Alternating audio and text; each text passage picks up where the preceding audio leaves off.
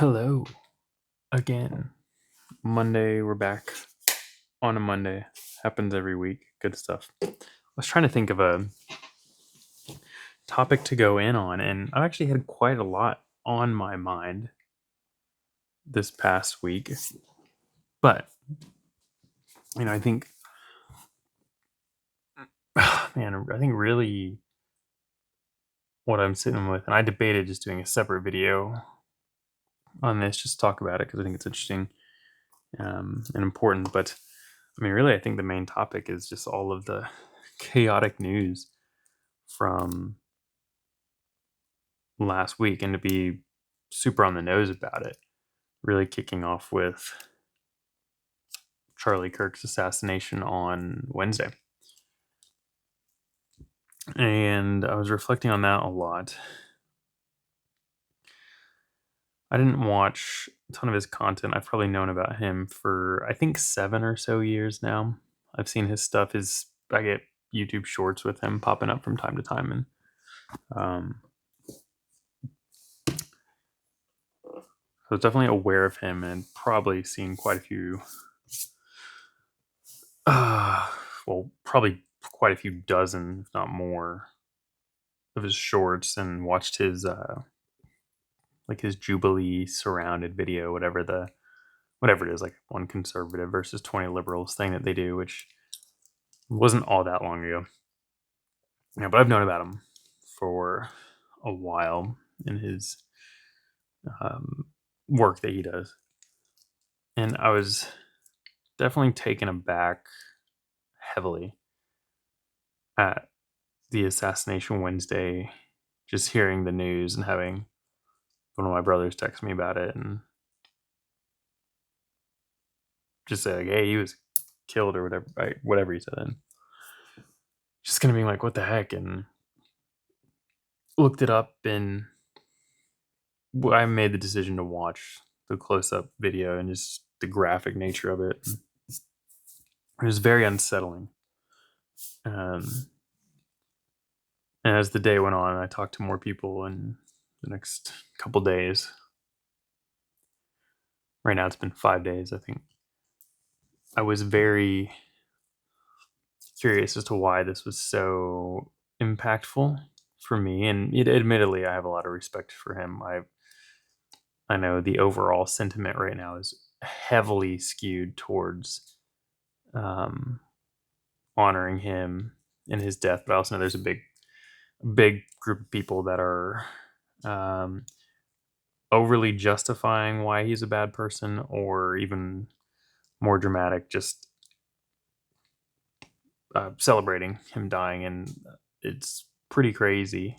That's definitely not a sign of being in a great mental place to talk about mental health. Celebrating someone's murder is disgusting. But even the amount of people who are out there saying, well, murdering someone's not good, but let's not forget that this person was awful and hateful. And I find that interesting too, because why take the time? If people are mourning someone, why go out of your way to say, yeah, this is bad, but let's not forget they're not a good person? It's just weird, because to the people who are mourning, that's not true to them. And the people who agree with you already know that. So there's no real solidarity in that, but there is. Yeah, it's interesting. Everyone wants to put their voice out there, and it's someone dying. It's not some flippant opinion. But I was reflecting on, because there are a lot of people who aren't aware that I think even between the time that he was shot and the time he was pronounced dead, there was a school shooting in Evergreen, Colorado. I believe it was a high school shooting, resulting in 2 injured and 1 dead. I believe the dead person is the shooter himself, a 16-year-old. Same day. And then, of course, we acknowledged the 24th anniversary of 9/11 the next day. A lot of people talking about gun violence, the irony of Charlie Kirk answering a gun-related question as he's killed by a gun.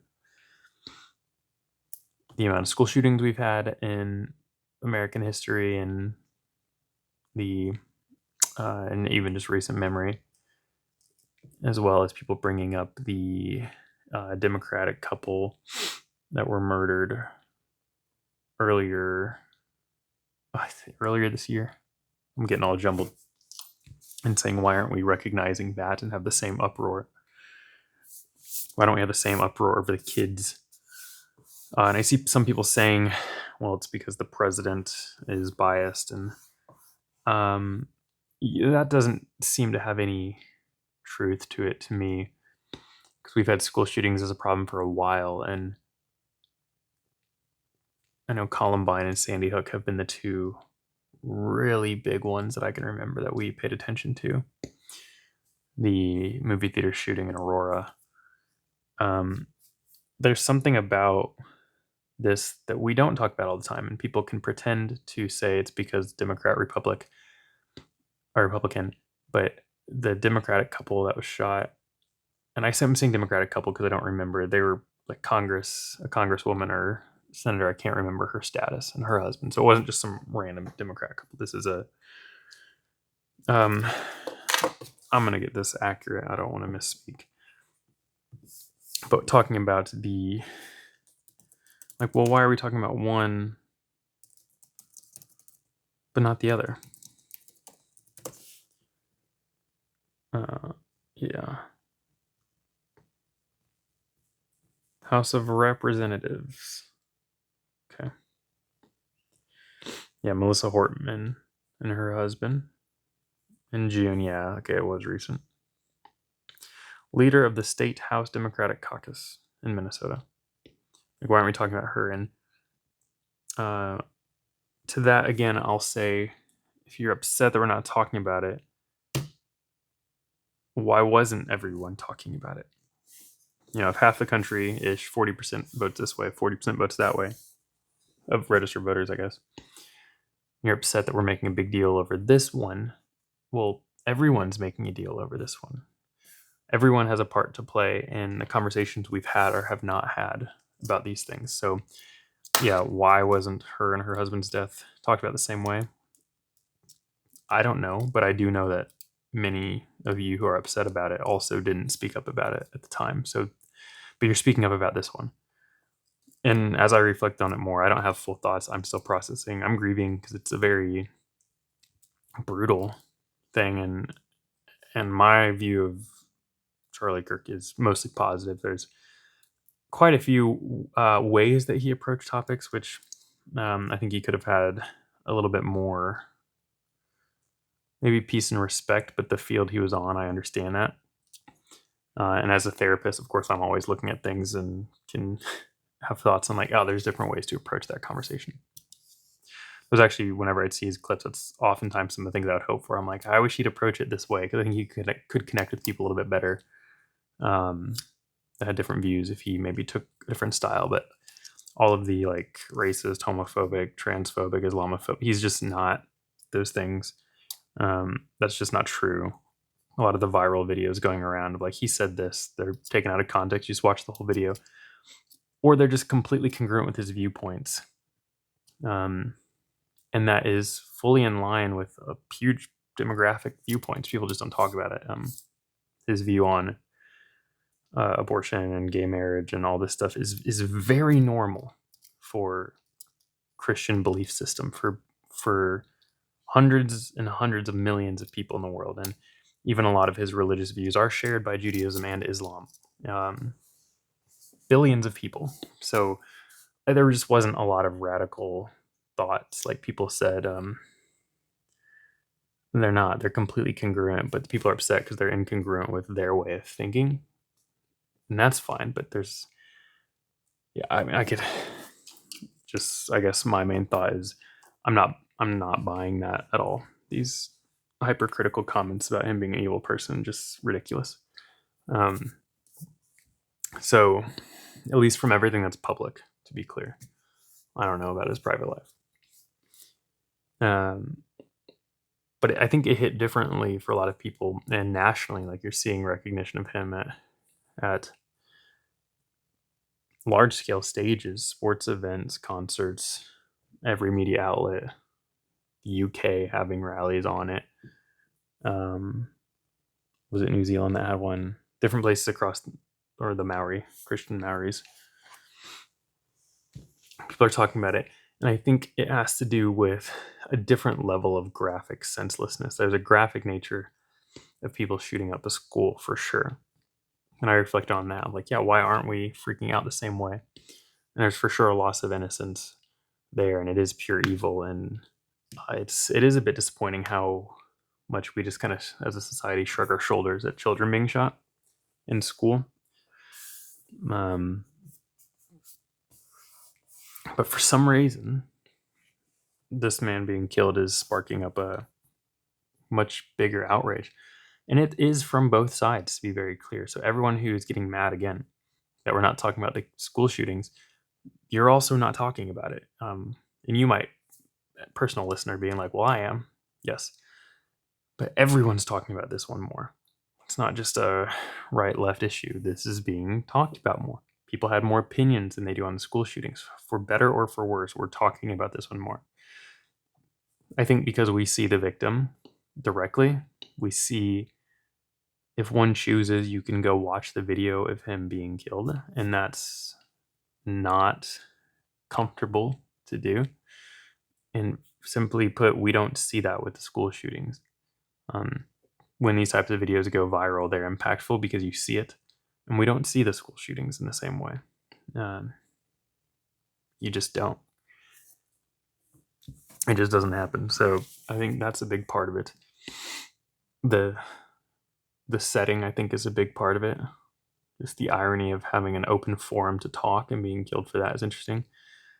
The fact that this is not really a political figure, he's more of just a speaker. He's not running for office, has claimed no attempts to. It feels more inappropriate. I don't condone any type of violence, politically or otherwise, towards other people, but it feels more inappropriate than an attempt on the president, which we've had 2 of this past year. It is just a conversation. I think you have a lot of people who get up and speak in public places who see that and they say, well, that could be me. And I know for a lot of you parents out there, you see the school shootings and you just think that can be my kid. And so I think it just adds fuel to this discontent. And all the while, we're sitting in one of the most peaceful times in the history of human existence, all things considered. And I do feel like there is a rise in discontent overall, and that's not helpful. And it might seem like I'm kind of just ranting off topic, but the point of these videos is stuff that's on my mind. This is on my mind, and I can tell you, as a mental health clinician, very confidently that a lot of the behavior in response to this shooting is very dangerous and doesn't lead to good places. A very good book to read for anyone curious, I have it at home, is The Righteous Mind by Jonathan Haidt. I believe the subtitle, Why Good People Are Divided by Politics and Religion. It's fantastic. In an interview, he had said when he wrote that he had originally kind of set out to write a book kind of showing why conservatives are just not good people.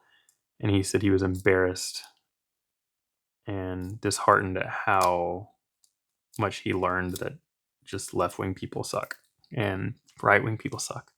And it isn't a party issue, it's a person issue. And I believe he's still a left-leaning liberal person, but he faced the reality of people are divided. And it doesn't really matter who you're voting for if you're going to choose to put your sense of self in a position of hate and division. You will drive that forward. A couple weeks ago, I talked about Paradise Lost and Satan flying over Eden, and talks about which way he flies is hell. I am hell. You breed the reality that you choose to live in. If you think the world is out to get you, you're right. If you think the world's trying to kill you, you're right. If you think that death is seeking you, you're right. If you think that peace exists, you're right. If you think that love exists, you're right. If you think that there is a way forward that's hopeful, that doesn't result in violence or civil war, you are right. That's all it takes. All it takes is everyone deciding we're not going to kill each other over this and we're going to love each other instead.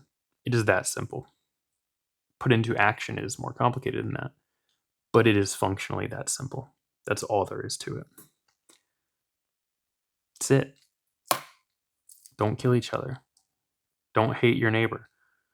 Don't pretend you're full of love and then immediately go online and post hateful comments about another human being. You show your real colors. That's not love. That is hate. You are hate in that moment. And it shows the type of person that you are. The I love you unless you think of XYZ. It's not love. That's hyper conditional. And it's hateful. You don't have to agree with everyone. And some of the greatest love that I think people can ever show is forgiveness.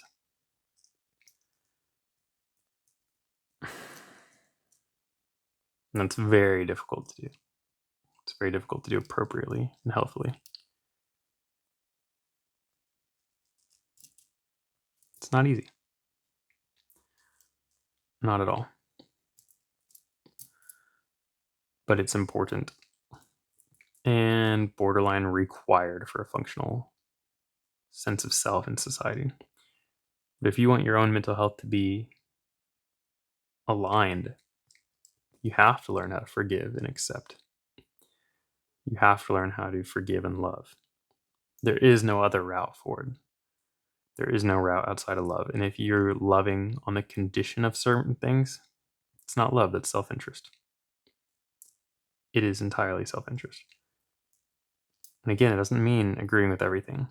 But if you want to love someone, it can't be as long as you don't believe in XYZ or don't do XYZ. If you don't like Charlie Kirk, it's fine. And if you posted comments being happy that he's dead, you are not a loving person. You might love certain people, but your heart doesn't love. It's conditional.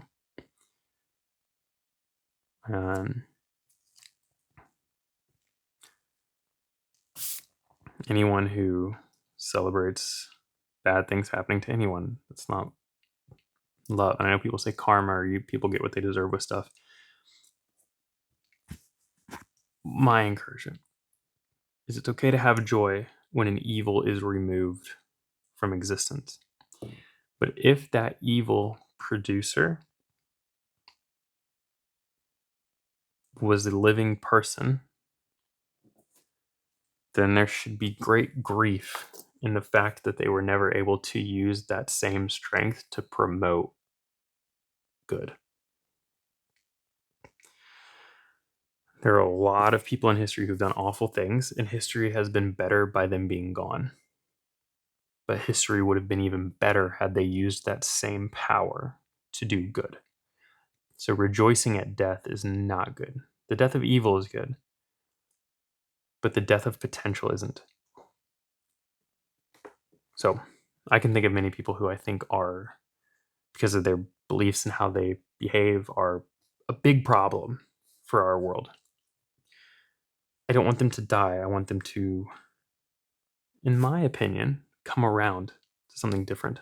I want them to be able to use that same just wooing ability and that strength and that power that they bring and their intelligence and their genius to do much better. I don't want them dead. And I surely don't want them taken away from their spouse and children. I want them to do better. And then I want them to be able to show the world that you can change and be better. But no, you have political violence like this at times.